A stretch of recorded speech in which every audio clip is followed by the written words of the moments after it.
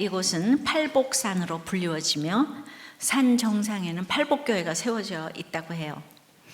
그래서 우리도 모두 오늘 팔복산으로 가서 팔복교회 주시는 말씀을 들어보시기를 원합니다. 첫째로 제자가 되어야 합니다. 오늘 본문에서 말하는 제자는 바로 12사도를 중심으로 한 이렇게 제자들이라고 생각합니다. 그들은 타고난 성품도 재능도 다 형편없고 양육도 제대로 안 됐는데 그래도 부르신 은혜를 알았어요. 주님께 선택받았다는 사실은 분명히 알았습니다. 이 믿음의 증거가 그 머물고 싶은 수많은 무리 곁을 떠나 한 분 주님을 쫓은 것이죠. 주님 따라 산에 올라갑니다. 내리막길이 아닌 오르막길이에요. 우리가 이 세상 살면서 누릴 수 있는 복 중 가장 큰 복이 말씀이 들리는 복 아니겠습니까? 근데 말씀이 들리려면 들을 수 있는 말씀이 있어야 되겠죠. 그런데 인기와 대접이 있는 무리 가운데 있으면 들을 수 있는 말씀이 없는 거예요. 내가 편하고 좋은 자리를 떠나 예수님께로 올라가는 것, 이것이 제자로서 내디뎌야 할 첫걸음입니다. 그렇게 나온 제자들에게 주님은 이제 어떻게 대하십니까? 굳이 없어도 될 말인 입을 열어 가르치셨다고 했어요. 이건 미완료 동사로 그만큼 주님은 제자들에게 계속 팔복의 말씀을 강조하셨다라는 뜻이에요. 이게 제자 훈련의 핵심이에요. 팔복의 말씀은 창세기부터 계시록까지 성경을 관통하는 구속사의 십자가의 말씀입니다. 그리고 혁명적인 복의 개념입니다. 지금 이 제자들은 아무런 격이 없이 하나님이신 예수님의 이 천국 복음을 전하는 예수님께 가까이 나아갈 수 있었던 것이에요. 문턱이 낮고 편하고 영육간에 아주 친근한 복음이라는 거예요.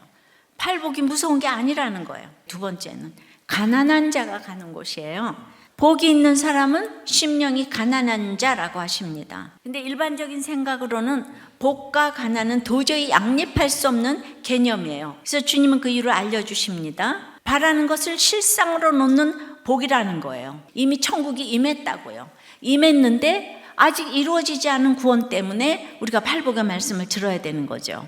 심령이 가난한 사람은 내가 가난해져야지 의 능동태가 아니에요.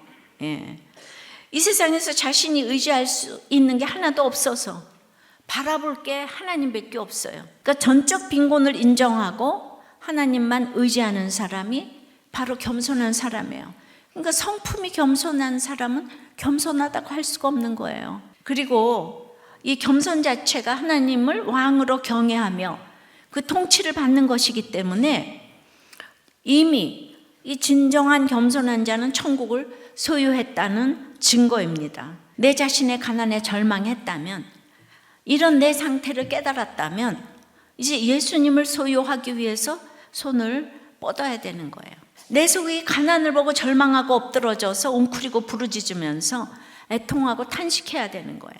내가 가난해질 수밖에 없는 환경이야말로 천국을 소유할 수 있는 자격을 갖추는 거니까 이게 축복이에요.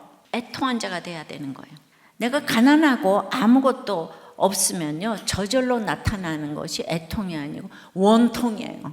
이 원통과 애통은 다른데, 원통의 눈물을 흘리면 병 낫는 것이 목적이기 때문에 있는 대로 지옥을 살면서 끔찍한 인생을 삽니다. 그러니까 허다한 무리가 병 낫는 게 목적이기 때문에 말씀을 전하면 딱 흩어지잖아요.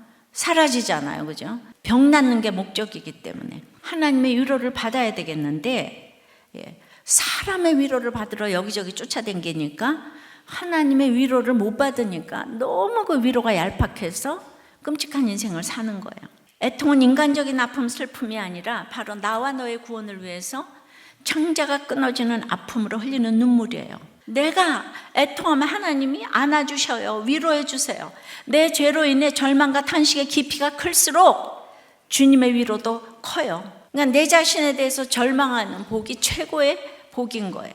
우리가 함께 나누고 내게 들린 말씀 앞에 내 죄를 고백하고 말씀을 힘입어 공동체에 고백한다면 함께 애통하고 이 세상에 줄 수 없는 참된 위로를 파라칼레오 하시는 성령께서 주시는 줄 믿습니다.